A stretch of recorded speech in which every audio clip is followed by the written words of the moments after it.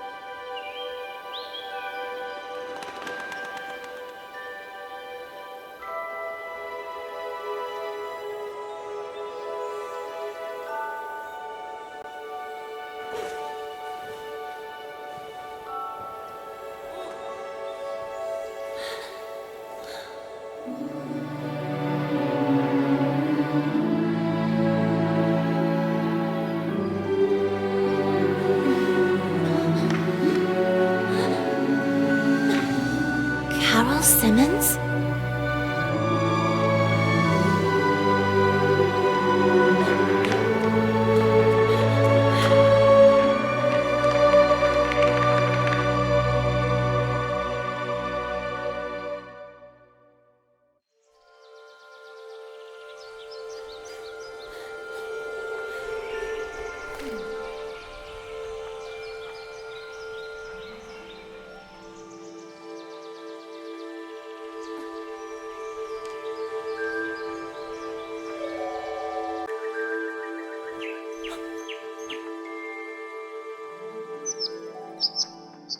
Are you speaking to me?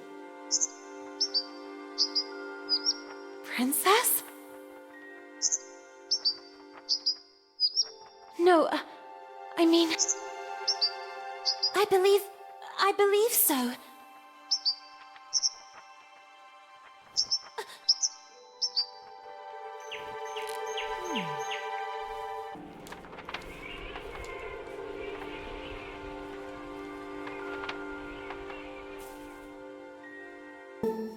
Oh, hello, little bunny. That letter is mine.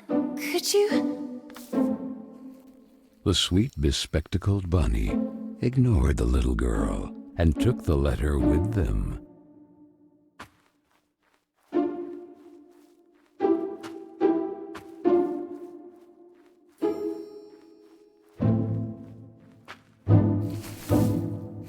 I beg you, would you be so kind as to give it back to me?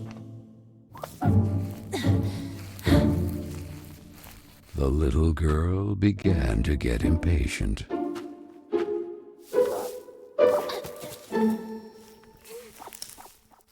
The little girl wouldn't let it win, so determined to recover Carole's letter, she followed the mischievous bunny.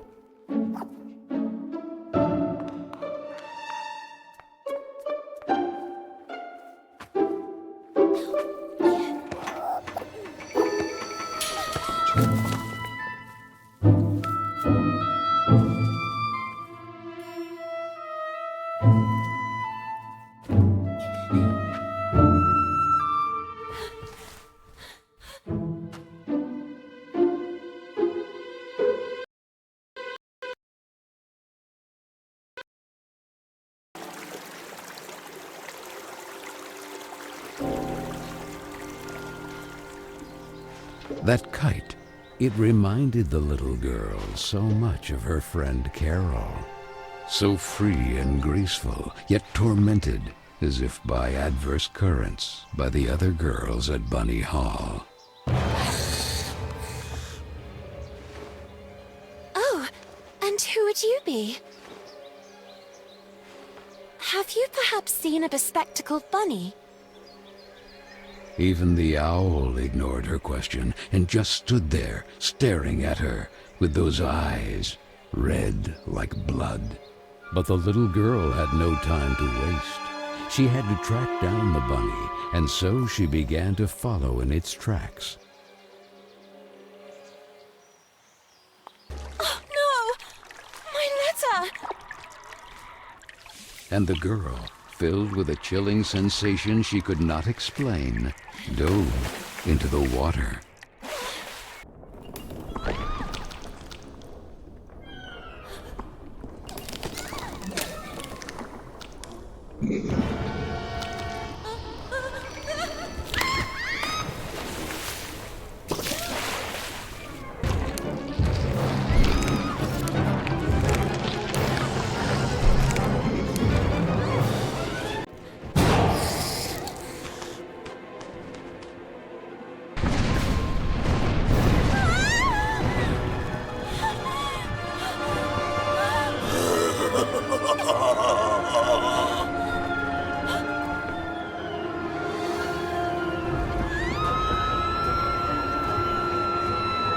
So the little girl fell, and fell once again.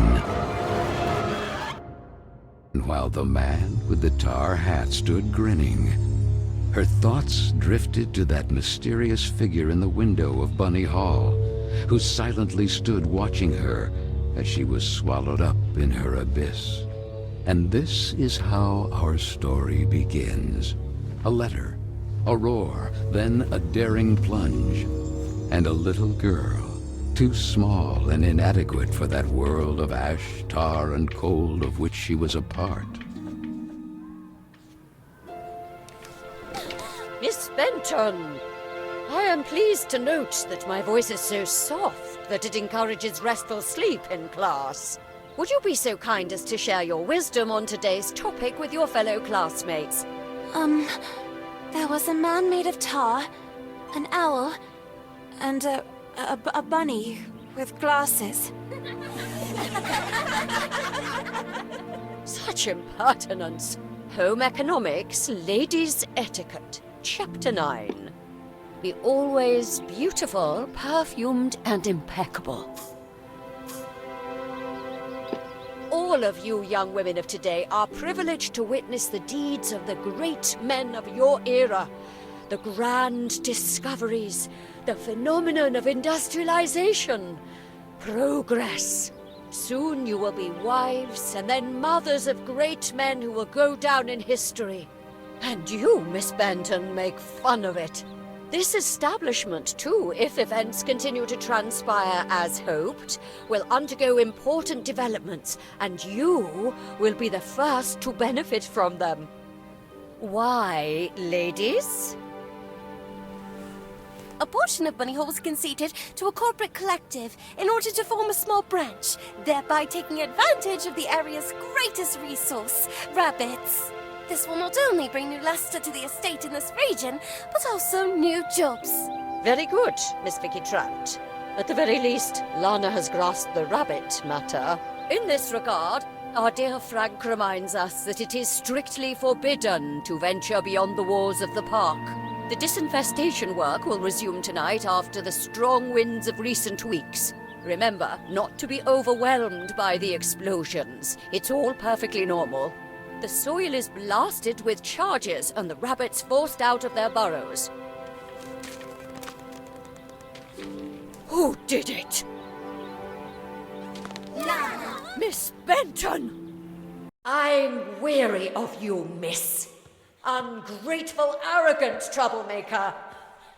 Why is it so difficult for you to behave like all the others?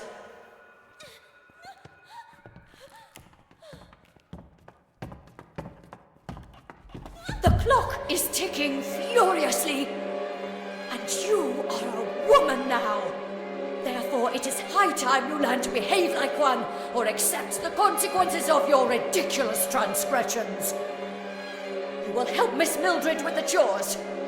When you are done, ring the bell, and you will be allowed to return to your accommodation.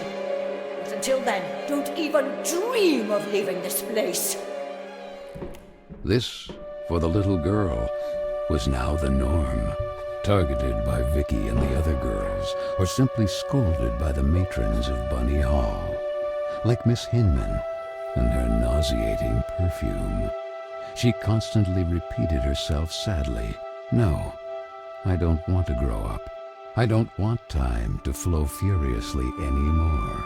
It would have been so nice instead to be able to take it back to when Carole was still there." It would be better to shed some light.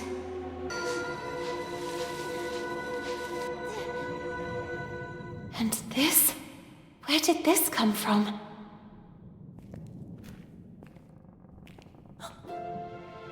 It looks like an old mailbox.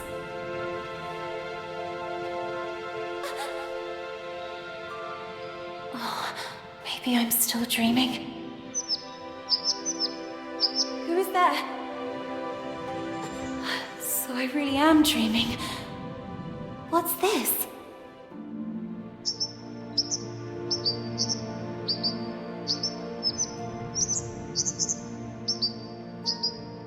Carole?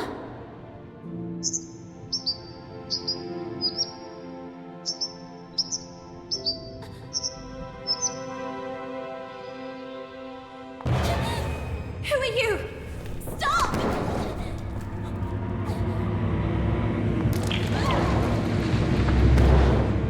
Strange things are happening down here. No, I won't stay here a moment longer. You. I remember you. But in a dream. Or at least, I think it was a dream.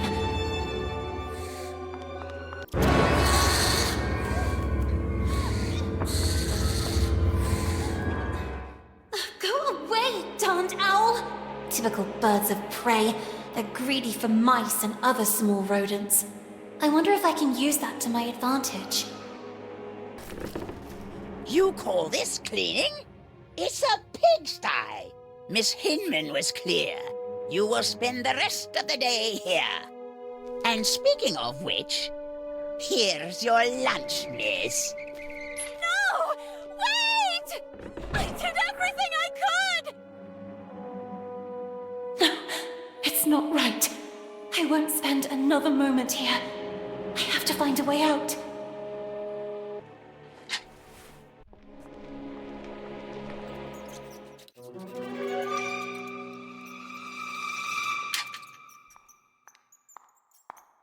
Oh, I'm so sorry, little one. I promise I will let you go.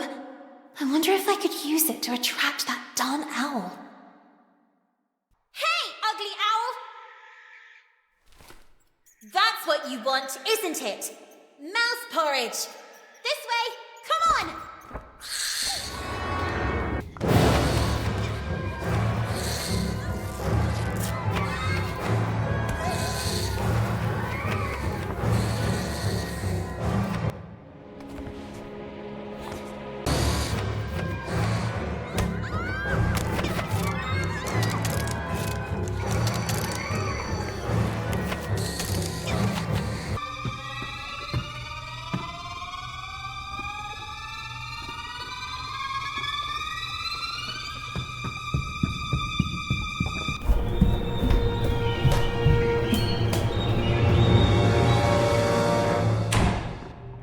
Who was that boy?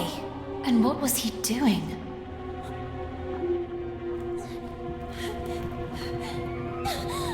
A letter! Carole Simmons. It's from Carole. I can read her name. The flames barely touch it. I have to put out the fire before it's too late. The little girl began to wonder if it had been that mysterious boy who threw it into the flames. But why? What was he hiding? And above all, who was he? No! No! Why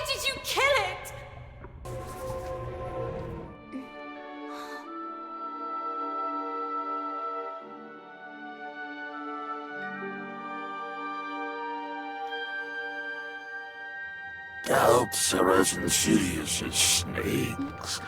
Aren't they, little girl? Who's there?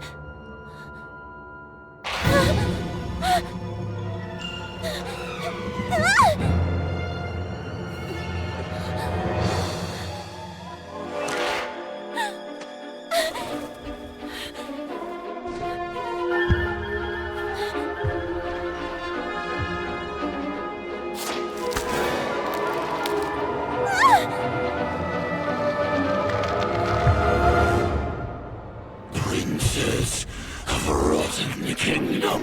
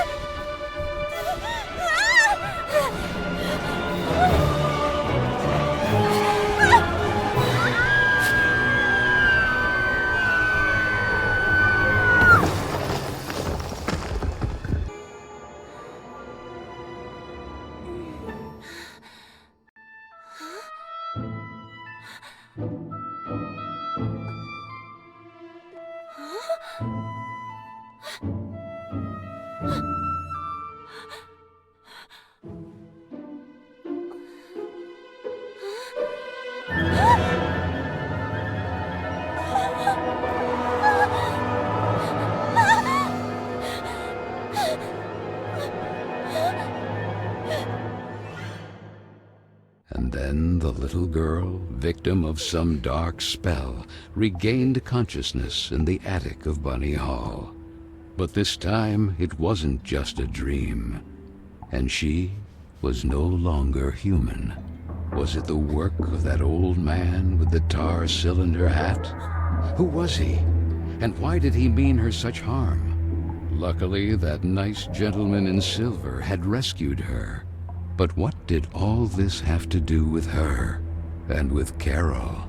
Carole Simmons and that letter set on fire. Had she really run away? Then she looked around and remembered that place, the attic with the kitchen. All the girls were terrified of that place, but this time Carole wouldn't be with her. You saved me from that terrifying man earlier. But whatever happened to you? Where has your head gone? Our head, you say? What really worries me is having lost the umbrella. Head and umbrella not accounted for. How can I help you? For some reason I woke up like this. We remember you differently, actually. Did you get a perm? But who are you? Mr. Basie, guarding the kingdom of Carole. I am... Lana Benton, we know. The Princess of Carole. Prince Carole? What's going on here? Without the head, there's little else we could do or tell you. Have you ever seen a headless body having a long conversation? To tell you the truth, I have never seen a headless body capable of carrying on any type of conversation. I'm powerless. Find the head. Something must certainly have happened to him. Oh, and don't forget the umbrella. By the way, I believe this is yours.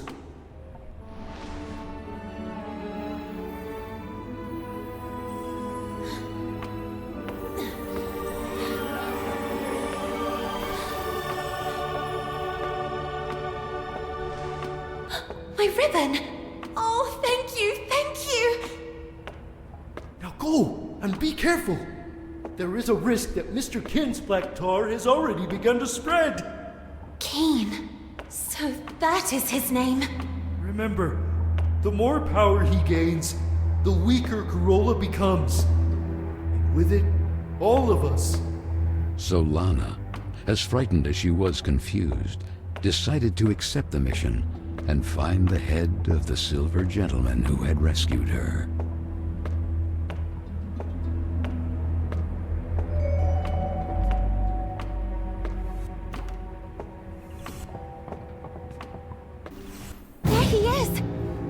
What? Who did this? I'll get you out of here. Dawn, it's locked. Miss Fisherin! Whatever happened to her?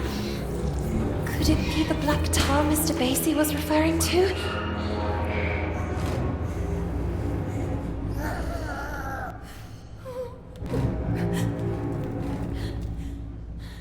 All right, good.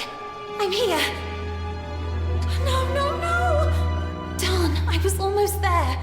Just when I finally have the key. Where could he have ended up? That place of dust and ash awakens sad memories in Lana.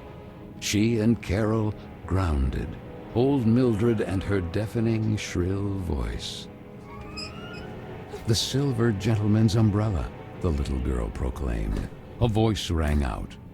I didn't have time to finish it, but then, as if by magic, because time knows how to repair lost and unfinished things. The head!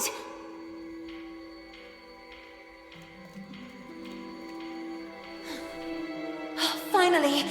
I'm sorry I took all this time. Oh, that horrible owl again! Oh, it has the letter! Quick, we have to do something!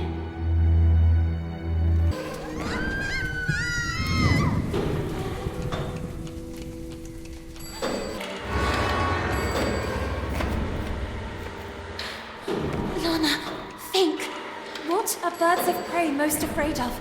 Fire! Who isn't afraid of fire? Yes, yes! You did it! Basie!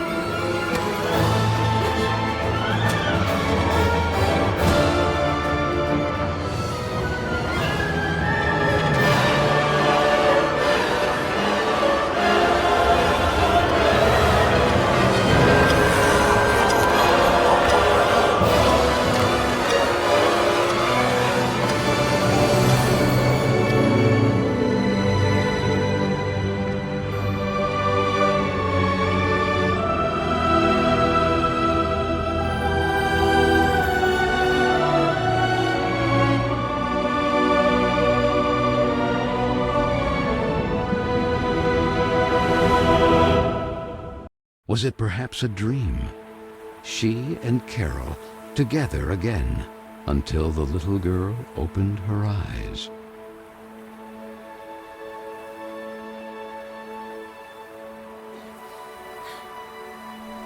What is this place? She wondered. It was certainly Corolla. Even if the sails aren't hoisted, it doesn't mean the wind isn't already blowing. These words rang in her head. Carole?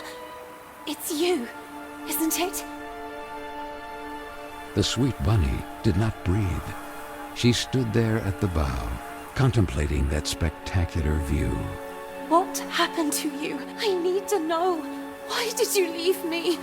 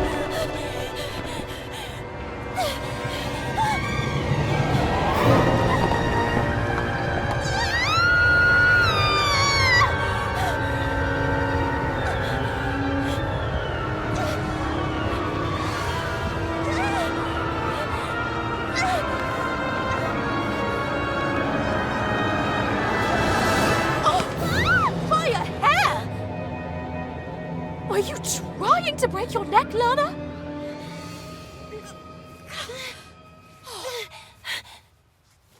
what if Miss Hinman saw you? Hopping on a roof. What's in your head, girl? Don't tell me you were hiding from Vicky and the other girls again. If I catch them this time... Gah! The loving Josephine, a real angel to the little girl. It can't go on like this, Lana. With you crossing the rooftops trying to escape them? And frankly... Huh? Carole, where did this letter come from? You need to show it to Miss Hinman right now. Sweet French, I decided to leave this place once and for all. Tonight, precisely 5 before midnight. That will be my cue for... The rest is practically unreadable.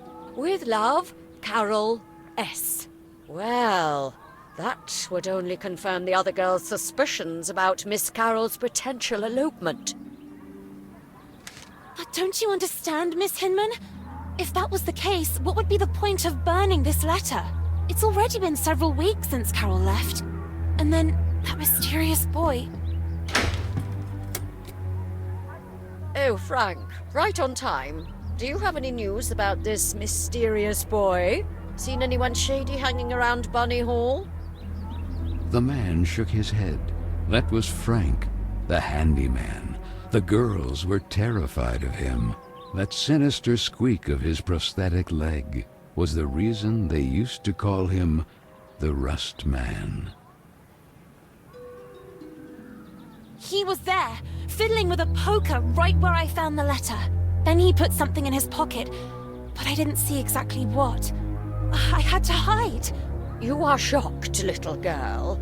But I'm sure of what I saw. We'll look into it with a fresh perspective. Now, it will be better for you to go and get some rest. But Miss Hinman... Go, my dear. Listen to what she tells you. You will talk about it more later. A loud roar pierced the rainy night. The little girl, all alone, calmed down by repeating to herself, "It's Frank and his extermination work. I must not be intimidated by the explosions beyond the walls of the estate." That photo. Often the little girl feared she had forgotten her sweet mother's face. Or maybe it was just a part of her that wanted to forget, due to the pain of that sad void left behind, when suddenly... that boy again. Hey, you! Wait! And though curiously all alone, on a freezing rainy night like this, the little girl set off in pursuit of that mysterious boy. Sweet French, so the letter said. My time seems to be running out, like a sword hanging over my head. And however much I may resist, nothing is going to change. Nor do I receive any support, not even from those I thought I knew. All I have left is you, Marcel, my sweet French, and the idea of London together. Carole S. Marcel? So that's your name. The girls! No, please! You have to help me! Vicky! What's going on? Where are the others? Gone! Someone, something, has swallowed them! Please, do not leave me! What the heck are you talking about? From the breach! The tar, Lana! It's spreading! The tar? Don't you understand? Even if time seems to have stopped, the clock keeps ticking furiously! Grant him, Carole. Like him, all of us will be doomed too! Vicky, what do you mean? Please do not leave me. Poor fool. Did you really think Vicky or the others would ever ask for your help?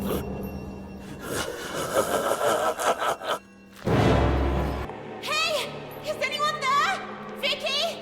Marianne? Miss Hinman?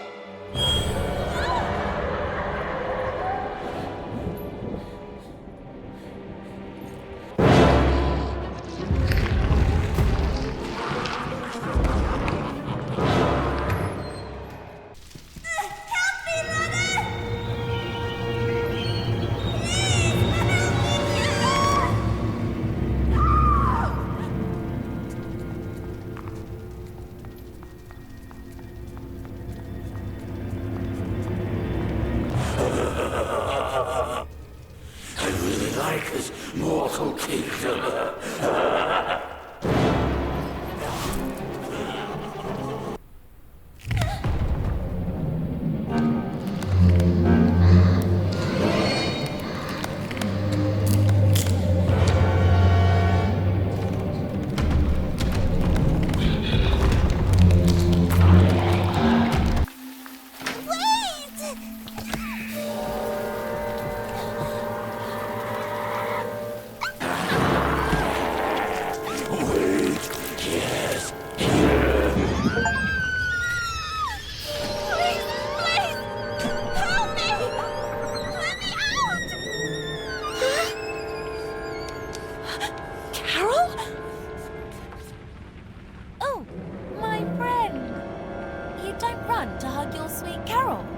Carole, but... What? Are you perhaps afraid of tripping and getting killed? Poor little girl. The foolish princess of the forgotten kingdom of Carole. No one understands you. No one who really listens to you. Just there to point out that you are weird, wrong, different. And now that Carole is gone too. Oh, it breaks my heart. Who are you? Who am I? They call me many things. Mr. Keen, Altar Cylinder, Horrible Oblivion, and then my favorite, the Corrupter of Worlds. From the breach, the tar begins to spread. And sooner or later, Corona will be mine too. And what do I have to do with all this? It was you who evoked me. You make time stand still. Me? Perhaps in a vain attempt to bring things back as they were. Let time stop then. May it stop forever. No. It's not possible. Yes, princess. You fear that time passes. You're terrified of growing up. Nonetheless, while the disappointment, the clock continues to tick furiously. And only I can stop it forever. Or even bring it back. And what do you want in return? Grant me Carole legitimately, and I will give you the gift you desire most of all. But the sooner you remember, the sooner you'll be able to make a decision. And who knows if it might not be your investigations. Carole, the French, the letters, the solutions of this riddle. It will make you remember.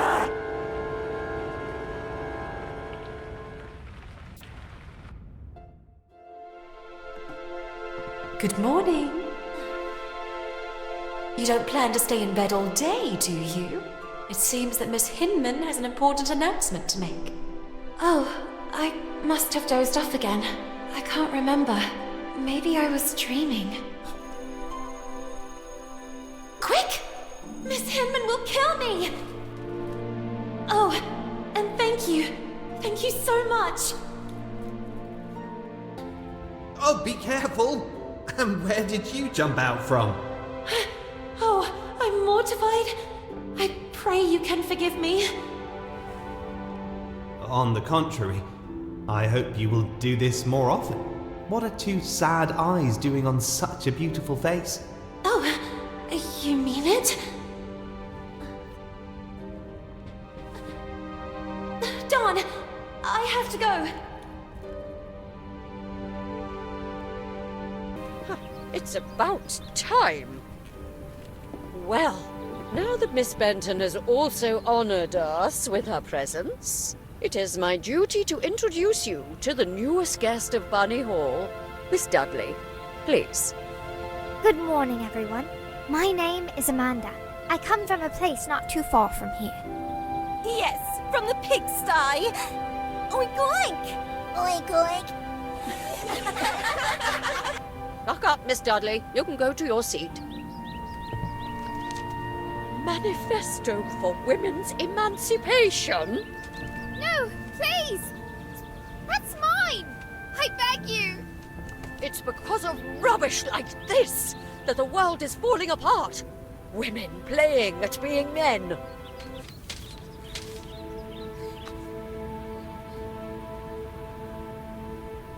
This, for the little girl, was a common occurrence.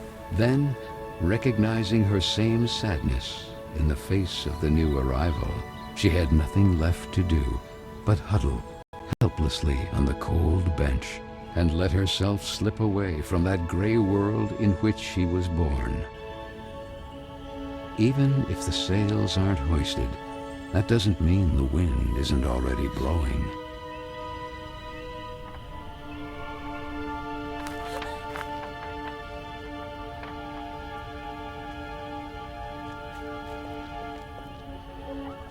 What do you think happened to her? To whom? Stupid. To Carole. Oh well, she was a troublemaker. Right! My father always said not to trust her kind. But her disappearance doesn't worry you even a little. What if it happened to one of us? She could be frolicking who knows where. We all knew what her plans were. Well, maybe something happened to her then. Or maybe someone chopped her into tiny little pieces. Who knows? Maybe Frank? Oh God. The Rust Man. That guy creeps me out. Yeah, I think he killed her. I mean, have you seen how he stares at all of us? Without ever taking a breath. Oh, and that continuous heck, heck, heck. Do you think he's a bloodthirsty girl killer? You're scaring me. I am the spirit of Carole Simmons. Lana told Miss Hinman that a guy secretly snuck into Bunny Hall. Who? That handsome lord standing outside the classroom? Stupid. You're stupid. Not that. Oh, he is so cute! And look who's there. Hey, where are you going all alone? Where are you running off to? We just want to talk to you. The little girl could only wonder who Vicky and the others had set out in pursuit of. And that letter. All she had to do was gather her courage and overcome that wall that stood between the estate and that forbidden territory. The Bunny Hall Park.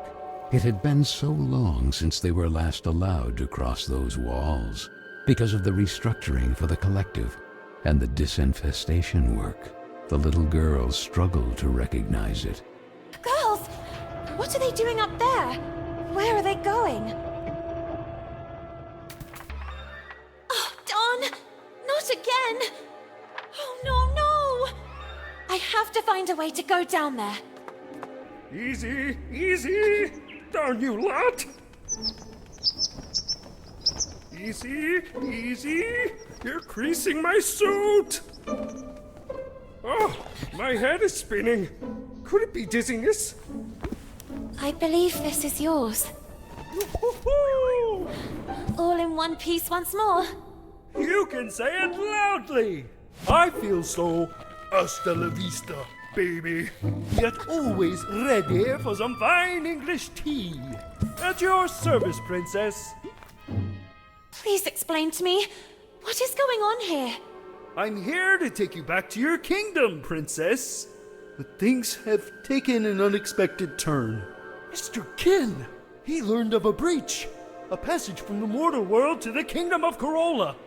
And that's where he wants to expand to, corrupting it. But what does all this have to do with me? Princess, you really don't remember? Since the two worlds are converging, you are the key. The only salvation for Carole, the pristine kingdom beyond the clouds. And I am your humble servant. But that's not possible. I'm just an ordinary girl. An ordinary one-of-a-kind girl. No, I'm just looking for a friend. Carole. I have to find her. I have the feeling that things didn't go the way everyone believes. The solution to the riddle. Keen mentioned some letters. I was just chasing one, but the wind. And it ended up down there. Then all this can only be connected to the breach. Oh, well, it seems we have a common goal. Recover the letters, close the breach, save Carole. And find Carole. I need you to stand guard here, in front of the door. Should something happen to me, I've seen Carole reduced to a rabbit, and the same thing has already happened to me. But... I'll hurry. I'll retrieve the letter. I'll retune the radio frequency of the cableway and we'll get out of here. Promise me. At your service. Hey! Everything fine down there? Princess?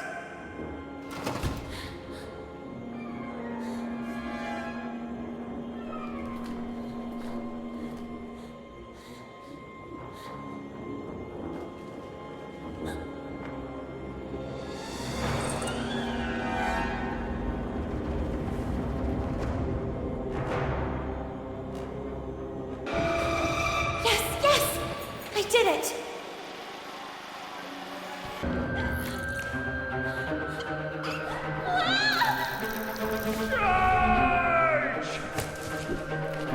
I recovered the letter, but... Don! What's happening to them? They are usually quite tame. Never underestimate the power of a colony. This is their territory. They've already been forced out of their lairs. And Kin is taking advantage of that to turn them against us. How do we get out of this? Don't we know how to fly? The more power Kin gains, the weaker I get. Then we could lower yourself with the bucket. Look! The crate goes there! Who knows? Maybe it will help open the safety lock. You take care of finding the crank while I deal with them.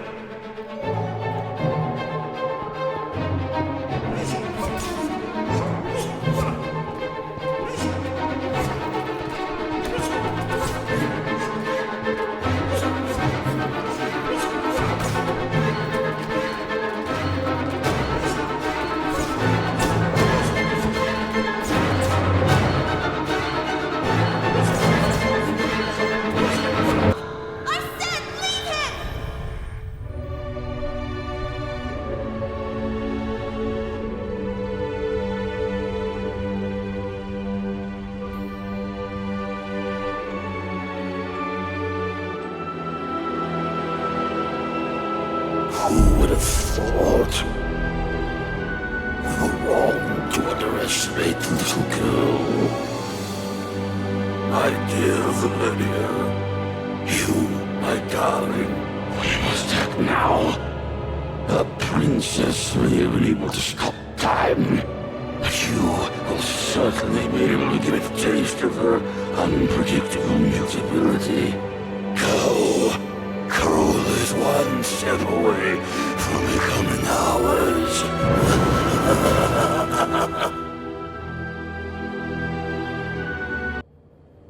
What happened? What are we doing here? The little girl barely remembered what had happened, and the head couldn't give her an answer. There was no longer any trace of the rest of Basie. However, the little girl did not despair.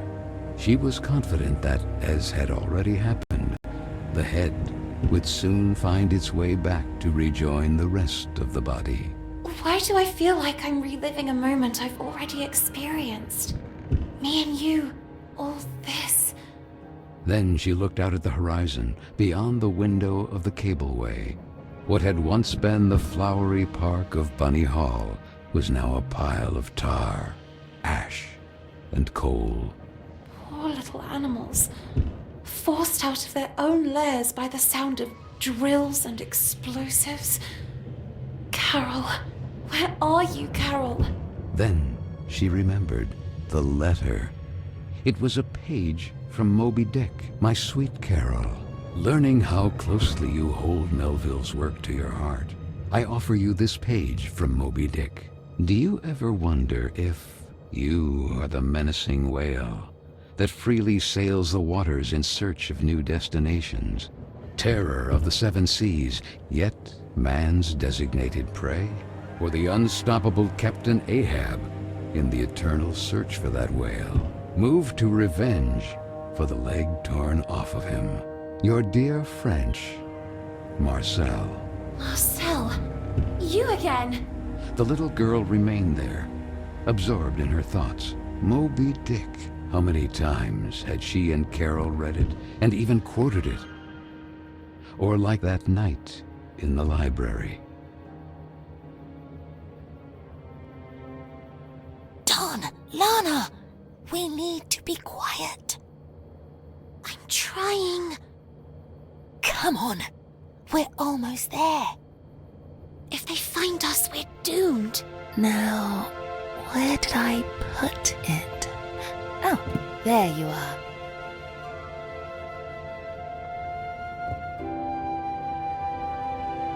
Moby Dick? Again? Aren't you tired of reading that yet?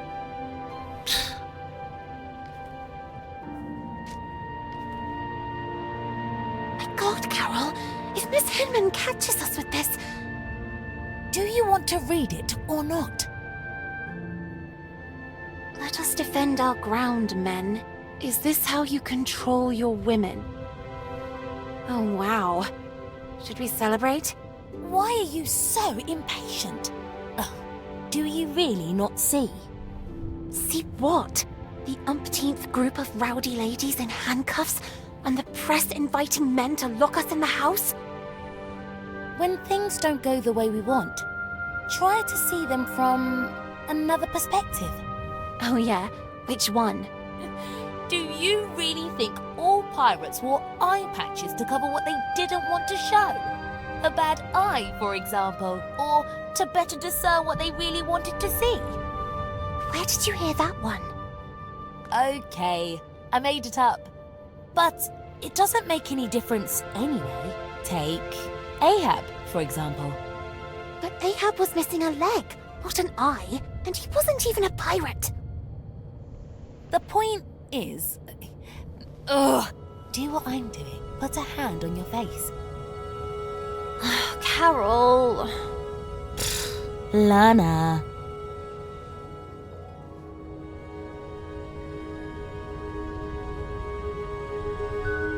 Now look.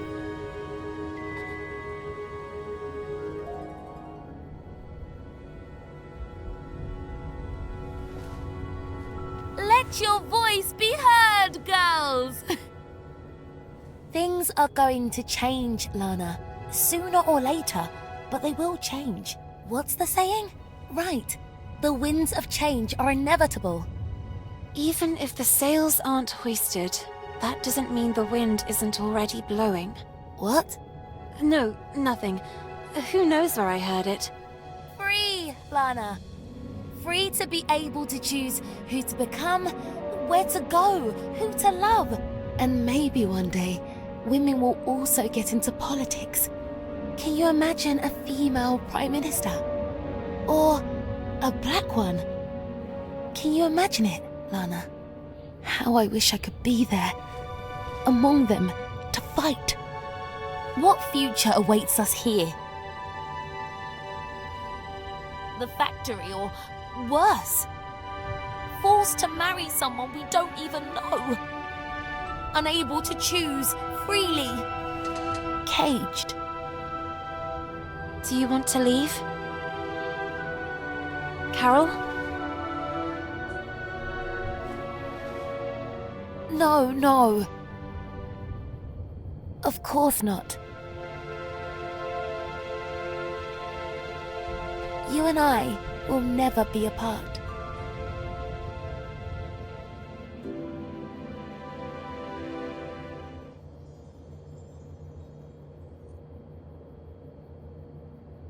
Basie? Head?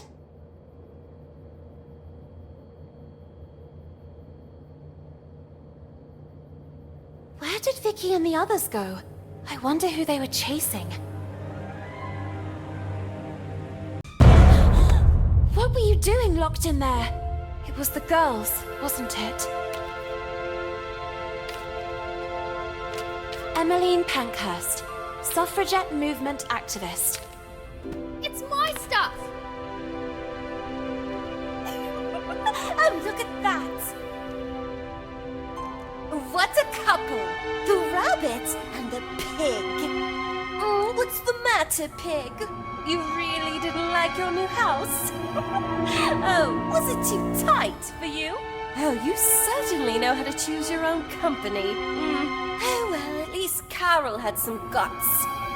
Speaking of which, Hinman is waiting for all of us in the big room, and you are already late. I already have enough problems of my own to take on yours too. It's better if you stay away from me. Thus, a new era is upon us, girls. Quick, Lana. Progress. And you, young women, are all privileged, bearing witness to the work of the great men of our times, like those at the head of this magnificent project. The concession of Bunny Hall to a corporate collective has begun to bear fruit. And as if that weren't enough, here is a gift from the same virtuous men who are part of it. Please, Frank.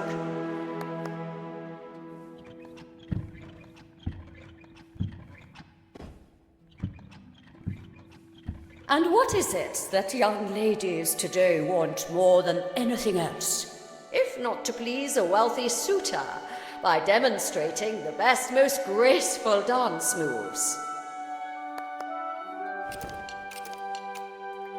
And so it is with great honor that I invite you to welcome today's special guest, one of the main benefactors of Bunny Hall, Lord DeWitt.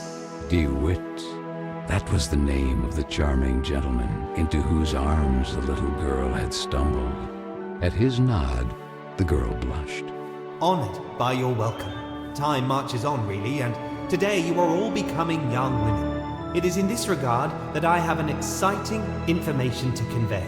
Young scions of high society have learned of the splendid girls of marriageable age who reside at Bunny Hall. And this evening here, in this place, there will be a ball attended by nobles and royalty from all over the region. What a magnificent, magnificent opportunity! I think we need to get to work immediately. Let's see. Miss Benton, please get in position. Me? Don't make me lose my temper, young lady. You will be the first to practice with the ingenious gift given to us by Mr. DeWitt and the other gentlemen. I expect that by this evening you will have already become an expert dancer. Quick!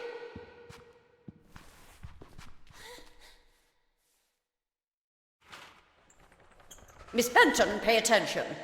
The dance is divided into 2 phases. During the first phase, your goal will be to replicate your partner's moves in time. This is a token. Each token reveals a dance move and the corresponding button to perform it. There are 4 moves in all. This is the action area, defined by 2 markers. These limit the maximum execution time for each move. When a token lands inside, the move and corresponding button will be revealed. If the move is correctly executed at the exact moment token lands in the center of the action area, you will get the maximum guaranteed score. Perfect timing is important, miss. Performing a move correctly but too early or late will award fewer points. Mind yourself, performing a different action from the one suggested by the token, or performing the correct one significantly late, will give you a penalty in the final score. Perform all the actions correctly in a timely fashion to get a high score, and therefore be able to move on to the second phase. Let's see what you can do, Miss Benton. Take your places. Let the dance begin.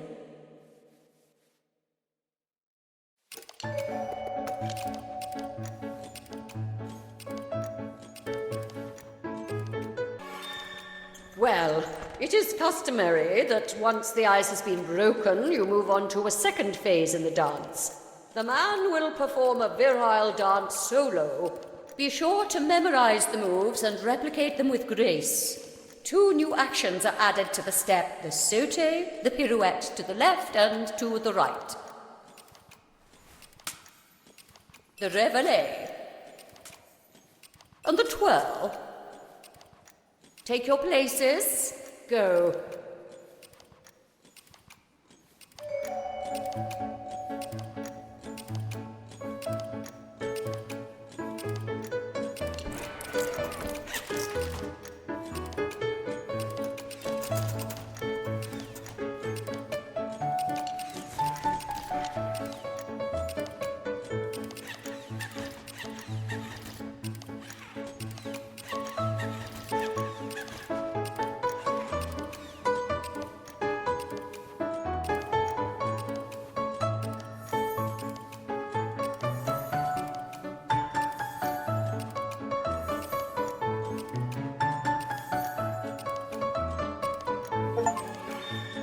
You've got the stuff. I'm confident you will improve over time. You... Oh! I'm sorry, I'm really sorry. Miss Felton! Come back immediately! Miss Hinman. Miss? I beg you, aren't you being a little too harsh on her? It's clear she doesn't exactly correspond to your ideal of a young woman. However, there is potential in that girl, and it's up to you as her tutor to know how to guide her. Where did she go? The tender child asked herself. So, armed with courage, she ran towards that curious girl. Don, where did he go? Basie! That boy, Marcel, the French. He's the one I saw fiddling with Carole's letter in the basement. He might have something to do with all this. He seems to be racing to get to the letters before us to destroy them. Perhaps to cover up the evidence of his correspondence with Carole. We can't let him escape. But how do you manage without... It would take a miracle. And indeed, the one who came to the aid of the little girl and the nice silver gentleman was truly a miracle. Was it the work of a guardian angel, or of some magical deity who assisted them from the kingdom of Carole? She couldn't answer her own question, yet the little girl was so grateful to them. Quick, let's get to work.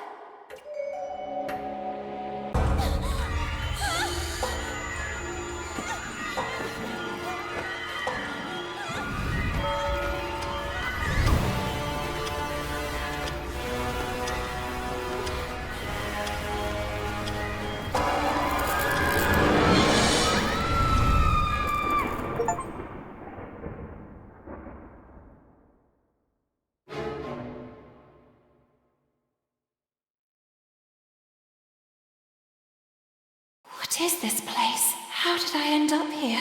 To the little girl, it seemed like a distant era, not yet lived, a strange quirk of time, a time with the stench of black tar and the smoking color of ash. But this is the science classroom. I'm sure of it. Whatever happened to this place? The clock! This is all it's doing. It's as if it sent me to a distant era. I've done it? Yes, I did it! But... wait a minute. The little girl didn't know how to explain it, but she immediately realized that this couldn't be her time, but a distant era already lived, a strange quirk of time. The place had yellowed breath, like inked paper, and the dark color of virgin leather.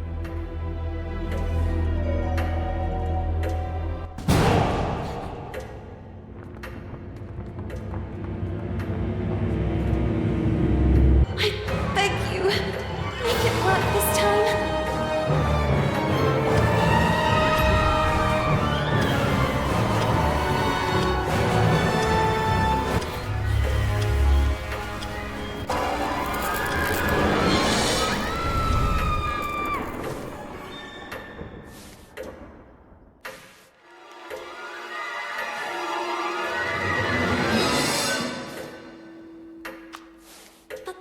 Miss Fisheran's test.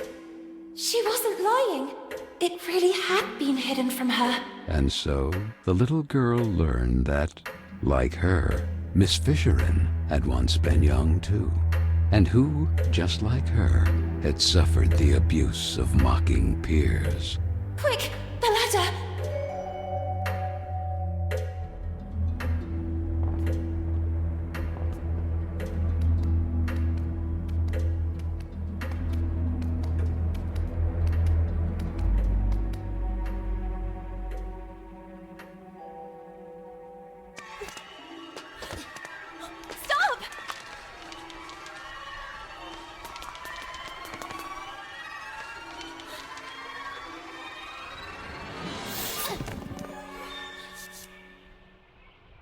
You? What are you doing here? Little girl, you really like playing with time, don't you? All I see is two useless, weak rodents with their tails between their legs. No, please! Rabbits, you are just rabbits. This is not your place.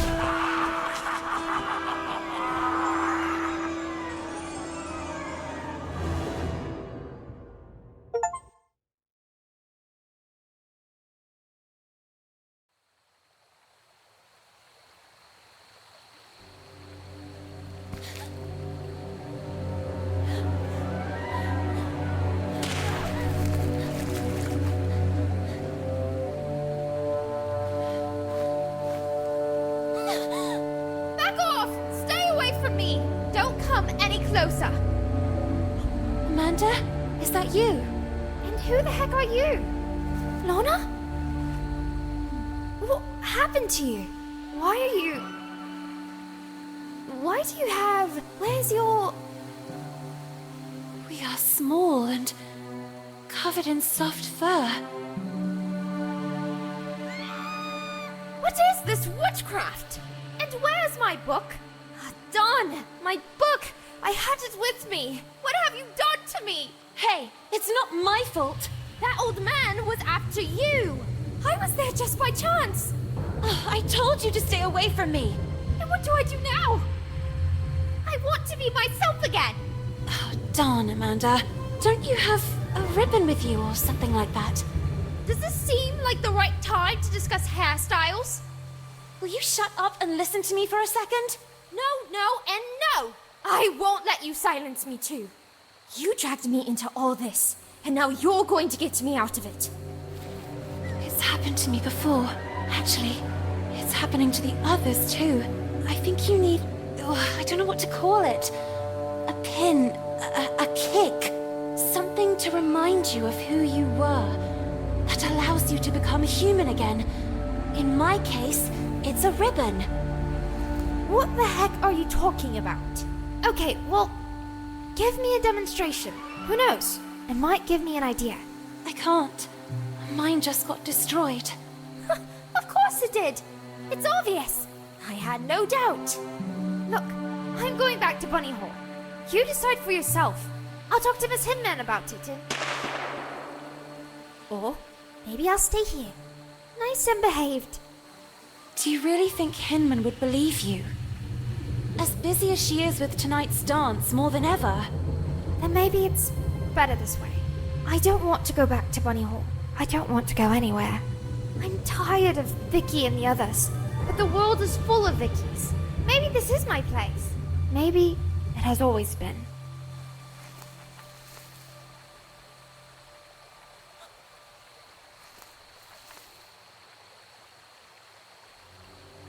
This. Where did you find it? I grabbed her by the hair. I realized it was important. I remember that day. Miss Hinman organized a reading workshop. Guests from outside even came. Carole chose a passage from Moby Dick. But don't you understand? It all started when Carole disappeared. And now, who would this Carole be? It was at that precise moment that the breach must have opened. I knew the letters or this photo would give us the answers. It's as if Carole wanted to send us a signal. I'm starting to not follow you. He is the answer. The tear in the photo? The breach? He is responsible. Marcel! If we find him, we'll find Carole. And all this could finally end. Even if the sails aren't hoisted, that doesn't mean the wind isn't already blowing. We have to go back to Bunny Hall. But how? Ahoy! Real pirates never give up.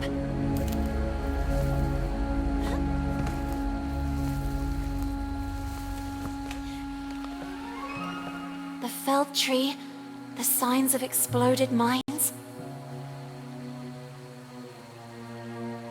If my calculations are correct, we are in the park, just a few meters from Bunny Hall. Shh. Did you hear? Listen.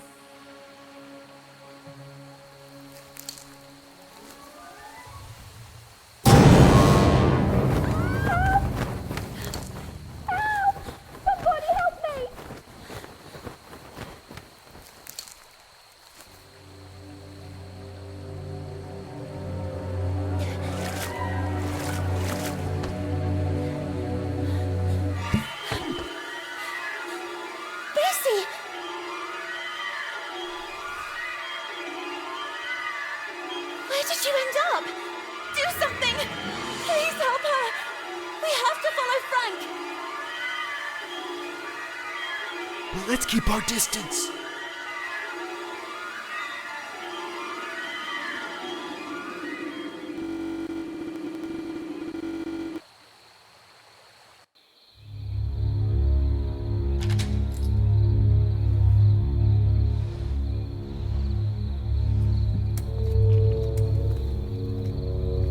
Heading to his shack. What are his intentions?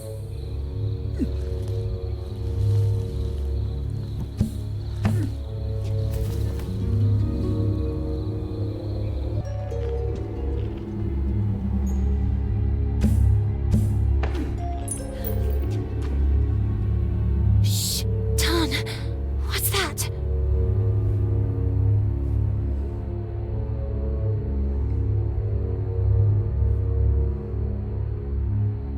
The little girl, intrigued, began to observe the object more closely. It looks like the bottom of a glass. Quick, let's get moving. Let's find Amanda and leave this place.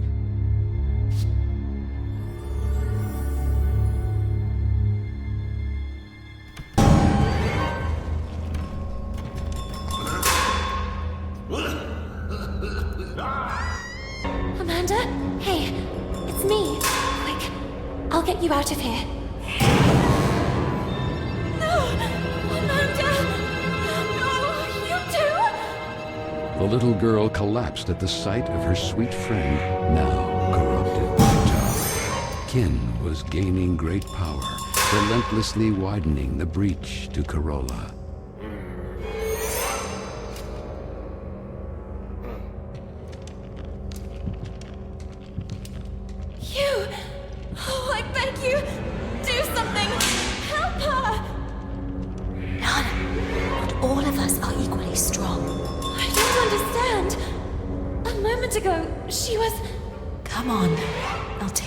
To the dormitory. But... and Amanda? It's not too late, right? And me? My ribbon got destroyed.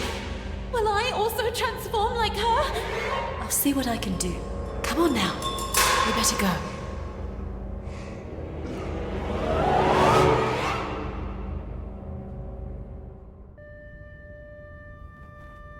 Everything is back to normal. What's up? Hang in there. Carole has disappeared. Perhaps kidnapped by that Marcel. If she's even still alive. And now Amanda. Soon Carole will be doomed. And it's all my fault. Listen, we all carry out actions that have repercussions. It's true. but we cannot eternally cling to the past, trying in vain to change it. However, you can always make amends for the future, and that will be the day you really know who you are. And it won't be a place or a person you loved that will remind you. Not a ribbon, not even a photo you jealously guard. Your own actions will define you, and you will be able to accept that time passes, that things change, and know how to let go. Know how to let go. Had she ever really been able to do that?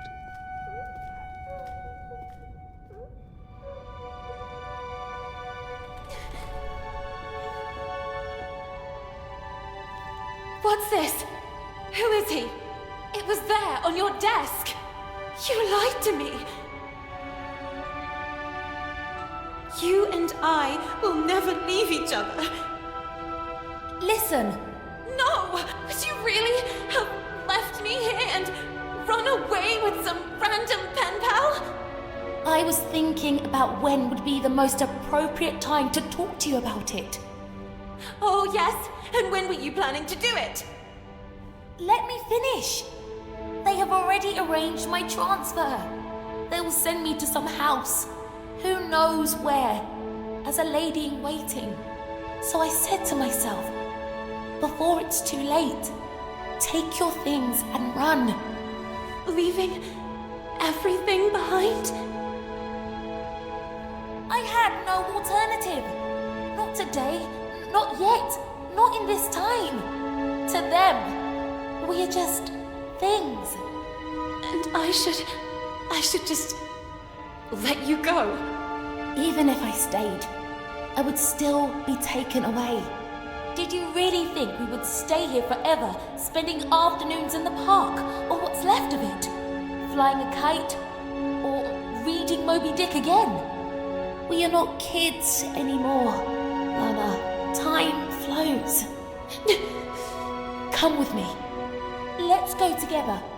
When things don't go the way we want, try to see them from another perspective. No, not this time.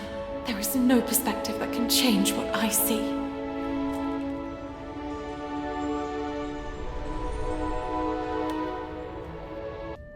Miss Benton, this is for tonight's ball. The ball! I almost forgot about it! I was sure that you wouldn't go. However, someone insisted that you be there too. We never got along, and I'm very sorry about that. I hope, however, that this time you will prove me wrong by accepting the invitation and demonstrating that you are a real woman.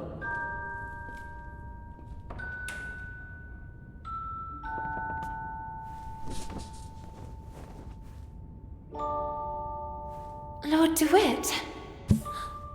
You don't really want to go there, do you? Maybe Hinman is right. It's time I acted like a real lady. Oh, yes. And maybe you too will start bathing in perfume like that one. Real. You are real when you are the faithful reflection of your own desires. And this is not what you really want. Since when do I have the right to fulfill my true desires? To decide for myself? What about everything else? Amanda? Carole? It's good that I'm learning to let go. And Carola? Look at me! What can a little girl do all alone? I have to let time take its course again. I am not the person you will need. I am not a princess of any kingdom. Carola is not my home. This is my place, and Keen has already won. So, you have decided not to return? I thought you were unique. Instead, you're exactly like the others.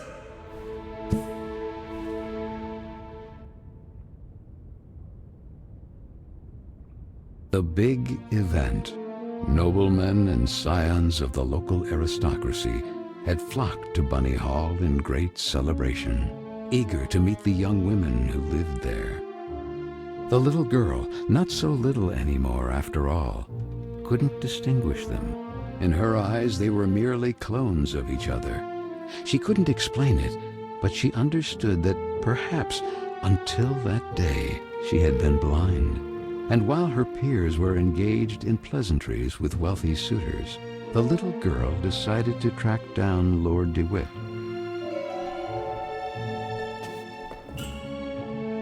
Miss, you certainly wouldn't want me to serve you a drink. In any case, drinks are for the exclusive use of... What a pretty damsel! Nice evening, isn't it? Would you allow me this dance? Me? Sorry, I have to pass. Come on, don't be shy. No, it's just... I'm looking for my knight. Don't concern yourself too much, miss.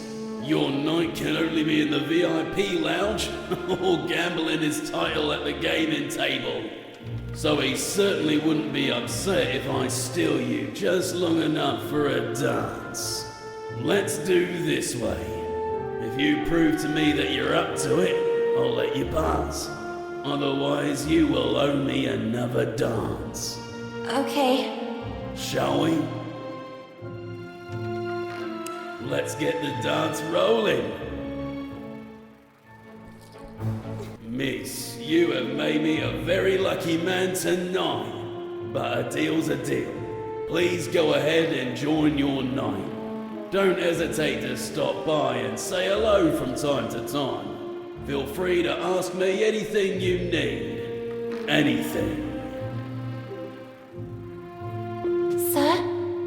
The gentleman in red did not answer her. Then the little girl noticed that a brass key was protruding from the man's pocket. Go away! Marianne? Marianne, is that you? I already told you to leave. What are you doing locked in there? What happened? Lana, just leave me alone. It's none of your business. But you're crying. I know you girls never liked me, but in times like this, we should support each other. Even after everything we've done to you? We don't have to be friends. For now, you can just let off steam. Then you can start calling me a rabbit or a weirdo again. Actually, it's not true that I never liked you. It's just that the others don't like you. And when you're part of a group, the others expect you to act in unison. But I don't know if I'm like that. If I feel like them. I would like to make a difference. Yet I fear being marginalized. Like tonight. That slimy scoundrel. I hope he's still out there rotting. What happened? From a ridiculous briefcase, he took out a toy mouse. I think he wanted to take advantage of the opportunity to look under my skirt. I kicked that mouse so hard it must have gone down the drain. And then, to get him away from me, I gave him Hinman's tranquilizers. I know that not all men are the same. There are some good ones too, but then why do they expect all of us to be the same? In any case, here, in case they ever come in handy, I'll stay here a little longer. Thank you. Oh, and Lana? Yes? You're not weird at all. Miss, where do you think you're... Well, He will, but, well... Access is only permitted to holders of this pass, and I happen to be one of the... Do you want to know what? I'm surprised you didn't get there on your own. Are you perhaps a little dumb? I'm a great seducer, among the most renowned in the country. I even bewitched Queen Victoria with my virile movements and dance. Oh, yes. I see. What? Don't you believe me? Perhaps you wish a demonstration. Let's see if you can keep up. Get in position, miss. Miss Fisherin! You must excuse me. Okay, I'm leaving. There must be a way to distract her.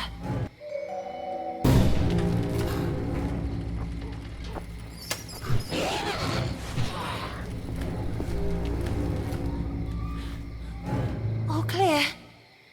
Miss Fisherin, please excuse me. You must forgive me. I must have gotten lost and... my science test assignment. The little girl seemed to really hear for the first time the voice of the gruff Miss Fisherin. I worked on it all night at the library. The next day, the others hid it from me out of spite. Professor Sullivan didn't believe me. And all these years, I really believed that I wouldn't be capable of succeeding. Maybe it was for the best. Maybe I wouldn't have been up to it. I could never accept yet another failure. Indeed you were up to it, and more. Your test was correct. For all these years, I chose to identify with what others saw of me. I preferred to believe myself inadequate, rather than accept the risk of another failure. Don't make the same mistake as I, Lana. Don't be what others expect of you, or how others describe you. You are authentic when you are the faithful reflection of your own desires. And so it was, in fact, that for the first time the little girl saw Miss Fisherin as she really was, like Nora Fisherin, and no longer like the furious creature that lived in the gloomy attic of Bunny Hall. Thanks, Lana. Thank you very much. What she had seen made her think, and the little girl's thoughts drifted to the sweet Amanda. And perhaps, just like for Miss Fisherin, the last word had not yet been written. Well done, miss. I really needed that. I have never felt so strong. I'm charged like a lion. I think it's time for a dance. And this time, I won't be very forgiving. Lion, you said?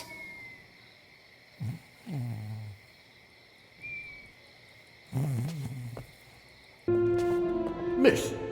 Yes, talking to you I am. Where to go, you believe? Here, take it. I have a pass for the VIP lounge. I hope you'll be kind enough to let me pass. I would be very honoured to pass you to him. But I mean, you may pass.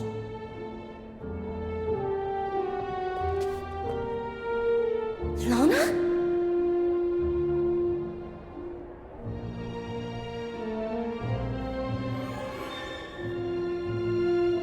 Miss Benton? You look even more radiant in this dress. I hope you like it. Would you favour me with a dance? I really admire your rebellious nature. Thank you. Nevertheless, on your beautiful face I still see sad eyes. Are you not happy? Oh, well, yes. I think so. Such enthusiasm. What troubled you? Tell me. I do not know. I'm worried about a friend. I understand. I should have the strength and courage to let go, but I can't. I also don't know if I'm doing the right thing. You mean standing here by my side? No, it's not that. You are a good man. I just don't know if I'm ready for this. Or if it's really what I want. Maybe it's just the fear of growing up. Well, that is natural. Now let me ask you a question, so that you can really discern if this is what you want. And that is? Miss Benton, could you imagine yourself next to me? I have never thought about my future that way. Not yet, at least. And I just can't think about the future when the present still has so many unknowns. Honestly, that is not the reaction I expected. And what did you expect? I don't know. I can't say that I was expecting enthusiasm exactly, but at least a little gratitude. Gratitude? Well, you see, I chose you above all. Oh, so just because you're a good match and out of many you chose me, I should owe you gratitude? And why me and not the others? What will happen to those who don't find a husband tonight? Or those who simply don't want a husband? And what will happen to all the others that don't fit your standards? Miss, I beg you. What will happen to those who simply want to decide for themselves? There are rules. Rules dictated by whom? Who decides who we should love, how to dress, how to behave? Why can't our distinguishing qualities define us? Miss Benton. This is how the world works. This is how it is decided. What is the point of having dreams and aspirations, aiming for a better future, if everything is already decided? What is the point of having a voice if no one knows how to listen to it? Let your voice be heard! Let your voice be heard, girls! Marcel, stop! You're making fun of me. I thought you liked my rebellious nature. But now I understand why. You hoped you could tame me like you do a filly. Twitty, my heart! Who is this slob you're with here? How could you replace me like this? Who are you? You scoundrel! My husband suspects us, and you go flirting flower to flower. Little duck from my pond, how could you betray me? My good man, there must be a misunderstanding. I don't know your lady. Daisy, you're back. My dear gentleman, I demand a duel. Buttercup, I'm so sorry, but Twitty and I are one now, and no one will ever be able to separate us. I love him! Duel, duel. Thank you, Daisy. Thank you with all my heart.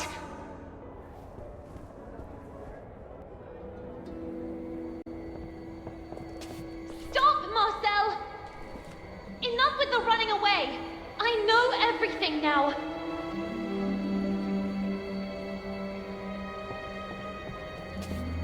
Where's Carole? What did you do to her? The little girl couldn't believe her eyes. You're a girl. I'm just Marcel. What happened to Carole? That's what I'm trying to understand too. But the other day, what were you doing near the theater in the basement of Bunny Hall? I saw you. I was stalking a shady figure. There was a nauseating stench down there. They were throwing things into the fire.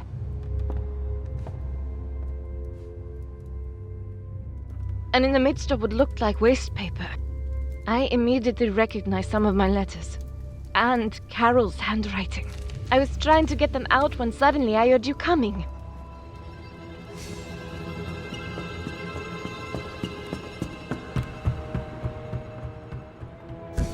But then you two... how? My parents sent me here from France, to my uncle's house. It's just across the river, overlooking the Bunny Hall clock tower. To fall in line, they said. The rigor of English ladies would make me a real woman.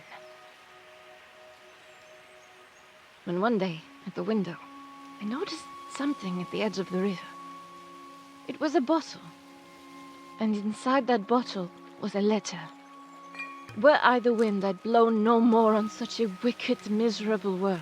And yet, I say again and swear it now, that there's something all glorious and gracious in the wind. It was Moby Dick. I recognized it immediately. I'd read it so many times.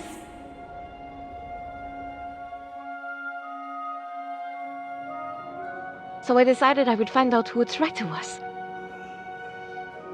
And so it happened that one day, on the occasion of an open-door event, a reading group meeting was being held at Bunny Hall. And then, she appeared. Were I the wind, I'd blow no more on such a wicked, miserable world. And yet, I say again, and swear it now,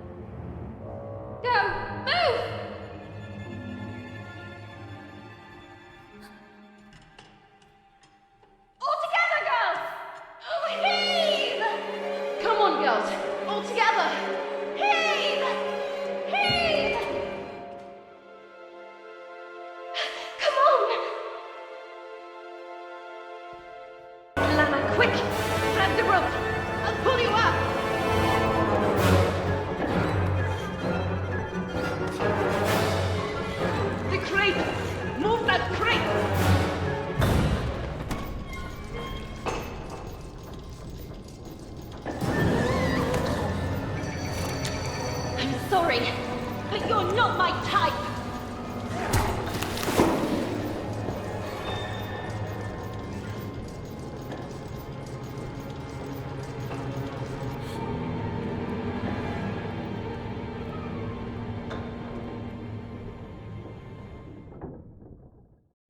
Lana! You did it! Miss Benton, are you okay? I never should have pushed you into the arms of that creep DeWitt. In that moment, Frank, the Rust Man, suddenly appeared from the shadows. Frank, what happened to Carole? What did you do to her? Frank, are you the one responsible for all this? We even have proof. Carole's glasses, her letters. Wasn't everything destroyed? It's over. It's time to take off the mask. That night, it was you that pushed her. Who are you talking about? Now I remember. I was stalking a suspicious figure. I saw them throw things into the stove. That nauseating stench. Your older queen. You! It was you! What? That vague and disinterested attitude of yours. I've been keeping an eye on you, you know. Why did you venture into the park late at night? Having wanted to suspend the work all this time. You since lie. that very night. What were you hoping to find? Stop, now! The things didn't go well for you. And it was me who recovered the lens from Miss Carroll's glasses.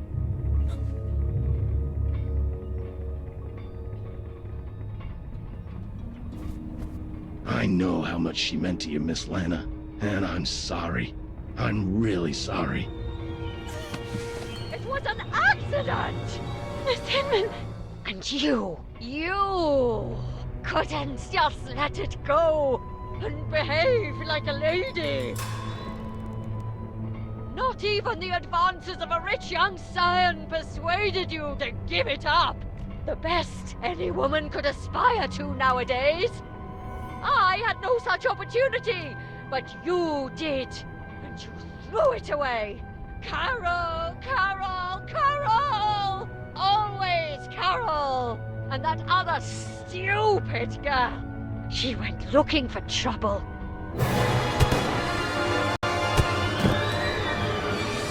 Amanda! How? It was me. I freed them. I could no longer be your accomplice. Oh! No, no! You don't understand. She was running away. She fell. The breach. It all happened by chance. This is why you tried to dispose of the evidence? The wind. If it hadn't been for that damned storm, I would have already recovered everything, and in time. Swept away. And who knows where all that other waste paper ended up? It's really true. There's something all glorious and gracious in the wind. You have to understand me. If the matter had come to light, goodbye to the corporate collective. Goodbye to all this. All this?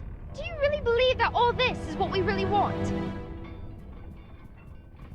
Produce to slaughter animals? Locked in cages?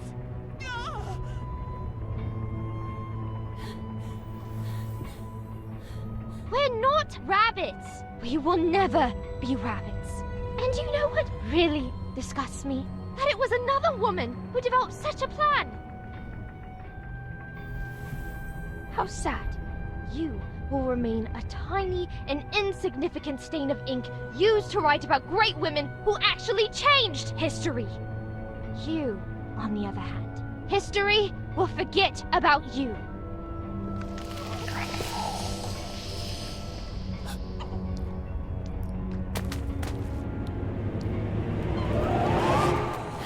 Let her go. And Carole? It's over, Lana. No! How could it be over? Carole! Lana, Carole is no longer here. No! No! No! There's nothing we can do, Lana. Be strong. You have to let her go. No! No! Poor girl. So small and inadequate that you can't even accept it. When will you learn that every action has a weight and a consequence? You really have no intention of growing up. You don't accept that time passes inexorably, and you continue clinging to the past like a parasite. So if that's what you want, backward!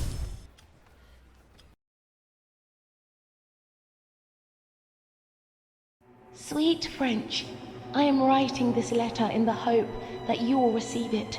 I have decided to leave this place, once and for all. Here at Bunny Hall, I won't be able to have the future I want. My fate is already sealed. Tonight, precisely 5 minutes from midnight, I will fly a kite in the sky.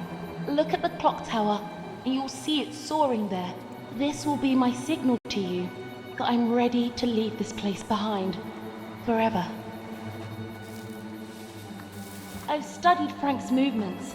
The disinfestation work starts 5 minutes before midnight. 5. Frank detonates a first explosion north of the park, just beyond the gate. 4.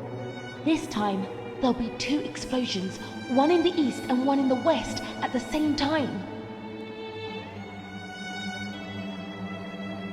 3. Finally, one to the south on the far side of the park.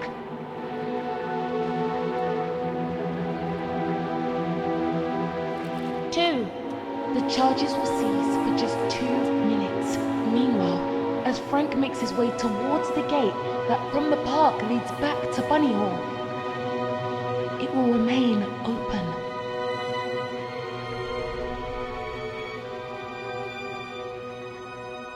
2 minutes from midnight. Just enough time to get through the gate and go all the way to the south side of the park. And finally away forever from Bunny Hall.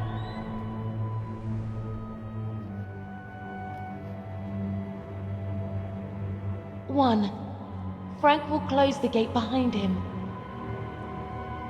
That will be the point of no return. Carole! What do you think you're doing, miss? No! Please! What is all this nonsense? Sweet French! That letter! How? You couldn't really be planning to run away like that. I've already arranged your transfer. I gave my word. I beg you! You are grounded, young lady. And thank the heavens that I figured all this out just in time. Enough now. Come back immediately. I won't say it twice. I beg you. Let me go. You are a disgrace. No!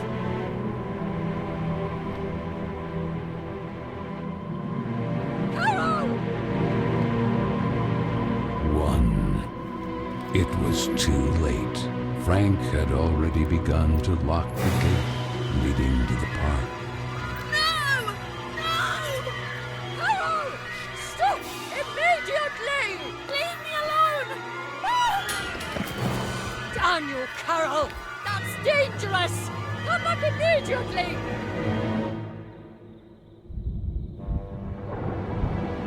Carole! No!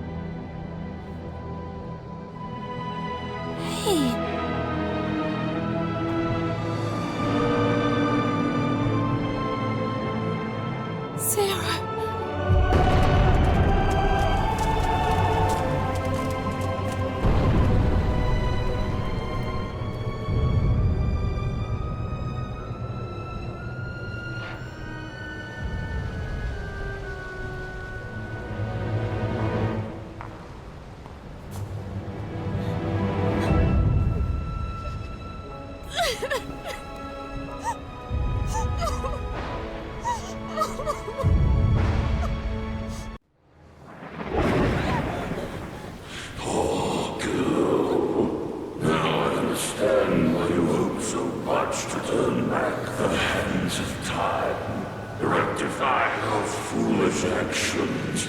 No! No! I couldn't have known things would end up like this! If only you would allow the letter to reach Marshall's hands. Instead, you condemned Carole forever. No! It's not true! I didn't want to! You can't change what has been. And now, have you finally remember, Carole was destroyed forever.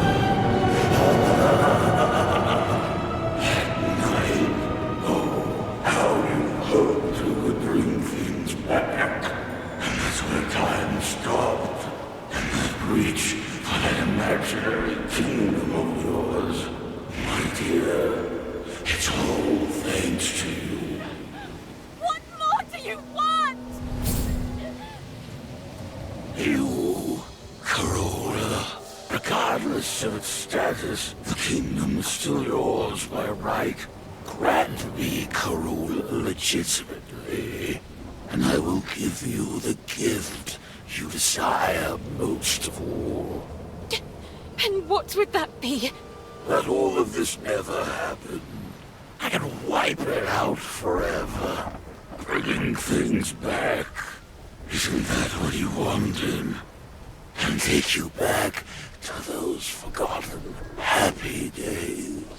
I will grant you your mother for all eternity. Now be quick. The clock is ticking furiously. My mother? You have my word.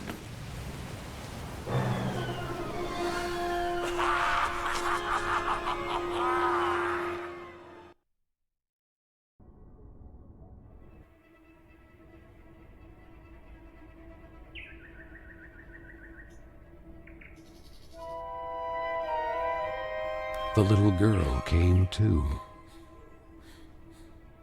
The place immediately seemed familiar to her, and she began to look around.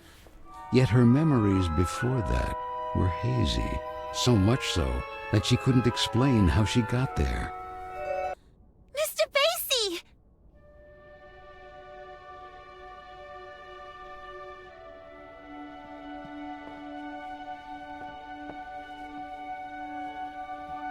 Mr. Basie! I remember you!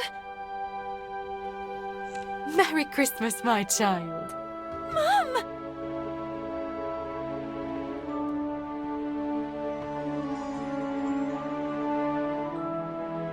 I knew you would remember him. You wouldn't leave him when you were little. Do you like his new outfit? Now he's a real English lord! I didn't have time to finish his umbrella. I had to sew his head back on. Last time you almost tore him to pieces.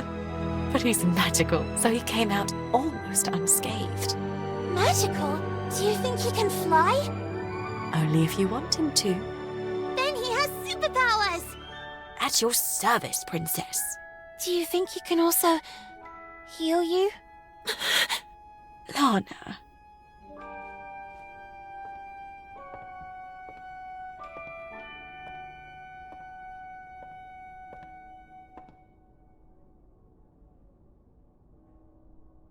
Whatever happens, never keep clinging to the past, trying in vain to change it.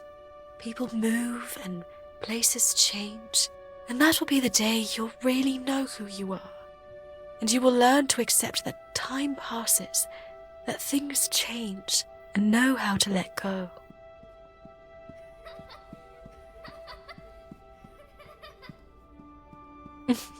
And when you least expect it, you will see me in every choice you make, in the smallest gesture. Even if the sails aren't hoisted, it doesn't mean the wind isn't already blowing.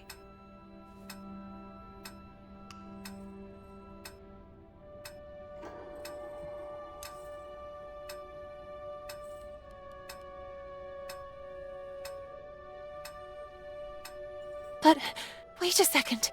Even if the sails aren't hoisted, it doesn't mean the wind isn't already blowing.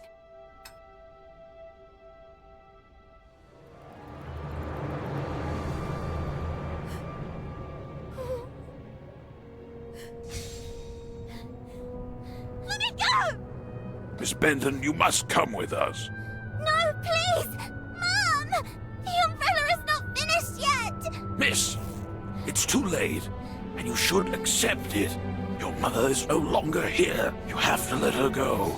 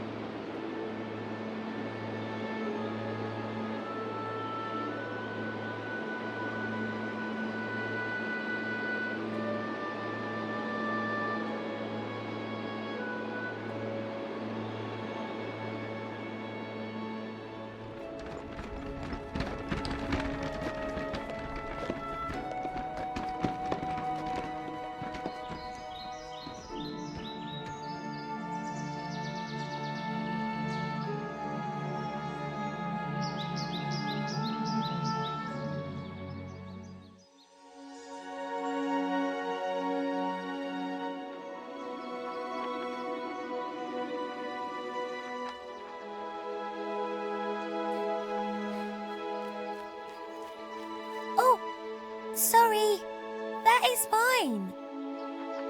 Hey, you're new, right? I'm Carole. Lana. I know, I get it.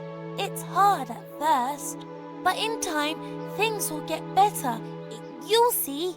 Moreover, have you ever seen an estate with an enchanted park? Enchanted? Oh, yes, Carole. It's full of trees, roses, and cute rabbits. Come on then, follow me. I'll show you.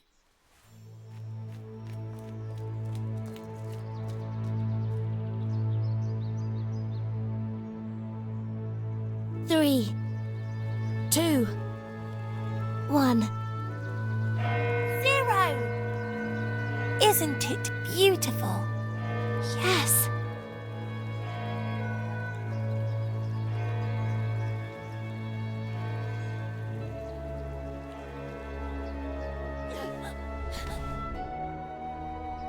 My sweet Lana, I have to go, please. Let me go. No. I cannot. No. I can't accept feeling that cold emptiness in my heart again. I don't want to have to forget your face too.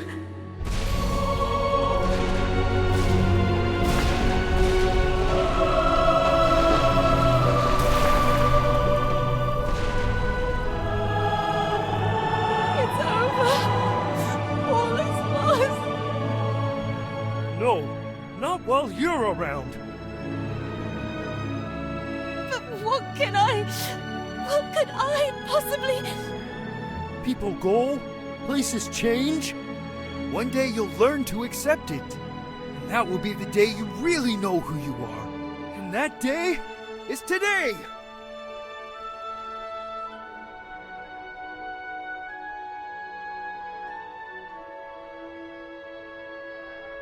Maybe time never stopped completely. You made me a warrior. You made me like this. You completed it for me. Be the hero of your own story. You have my sword, princess. Reclaim your kingdom.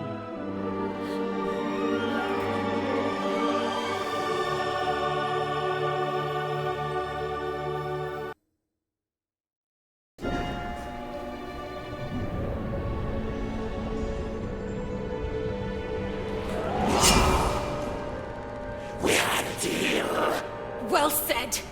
We had. I was wrong to allow you to corrupt the memories of a kingdom that I myself created, and in which I took refuge, as if in an eggshell. unable to accept my actions, or the time passes whether you want it to or not. But you missed a detail, Mr. Keen. That would be... Like Carole, you two are a figment of my imagination!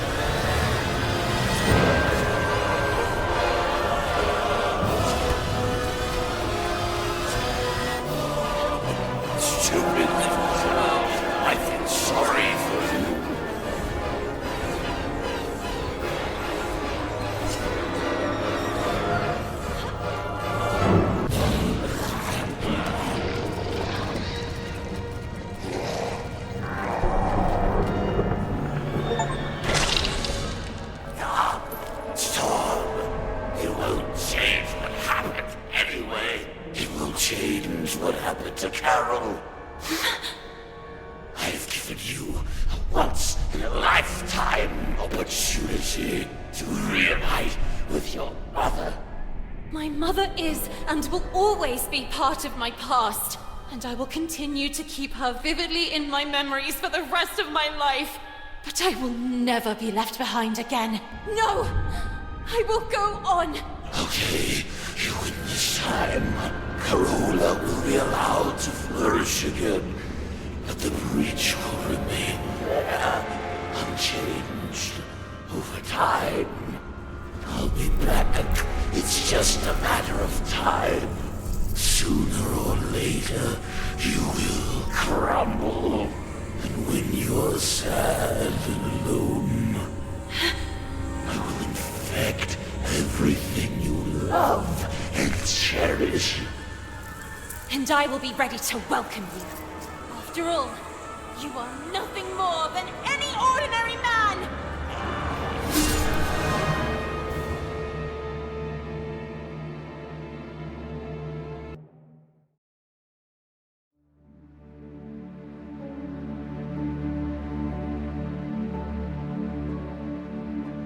Why do I feel like I'm reliving a moment I've already lived? You, me, on this bench, all of this. AC, I'm sorry. It's my fault. Carole, it's too late. It's never too late. Look, there is no seed that goes to waste. If it thrives in a freshly bloomed flower, so Carole will flourish again. And I, with you by my side. No, Princess, you said it right. This is not your place. It's time for you to return home. To your real home. It will be up to me and the other spirits to restore the kingdom of Carole to its former splendor. The time has come to say goodbye. A handshake and off we go? I really don't know. Goodbyes have never been my thing. And what if you need me? I know you'll always be there, because I can feel it strongly inside me. And now? What will you do? What does such a small and inadequate girl do in a world made of ash, tar, and coal?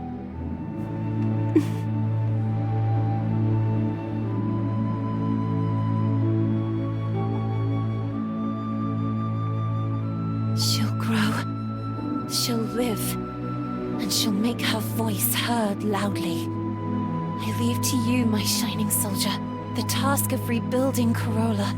Lord Basie, Prince of Carole. Me? A prince? Thanks, my friend. Thank you for everything.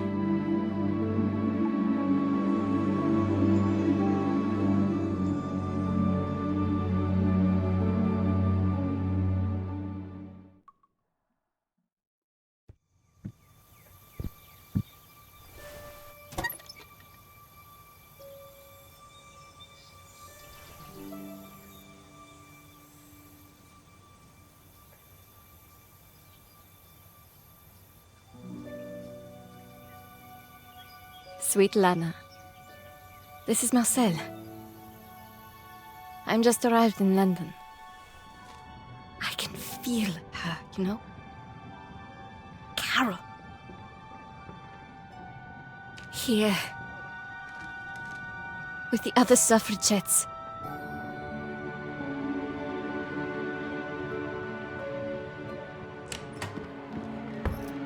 Ready?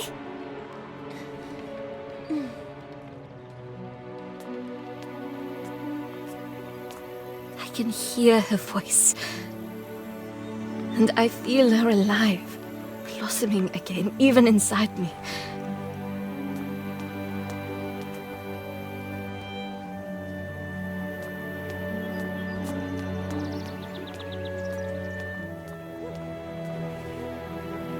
It really is true. There is no seed that goes to waste if it thrives in a freshly bloomed flower.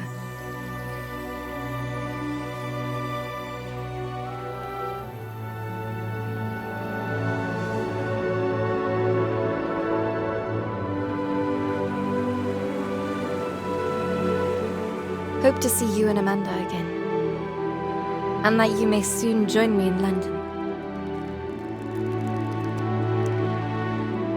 It's true that here on the streets, when the wind picks up, it's frigidly cold.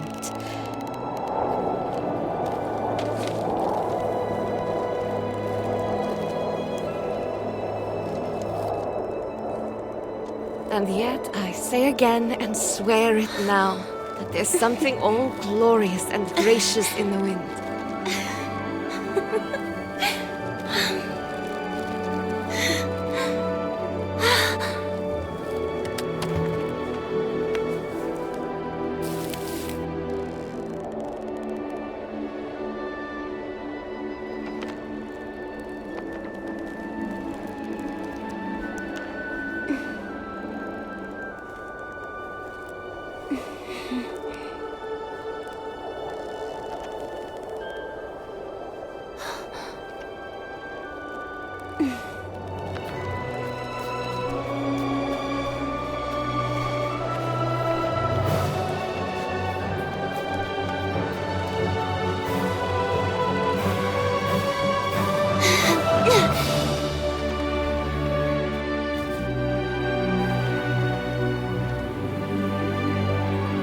After all, what did Carole always say?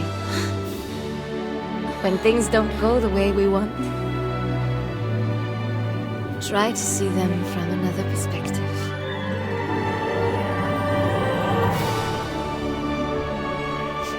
Hi, sweet Carole.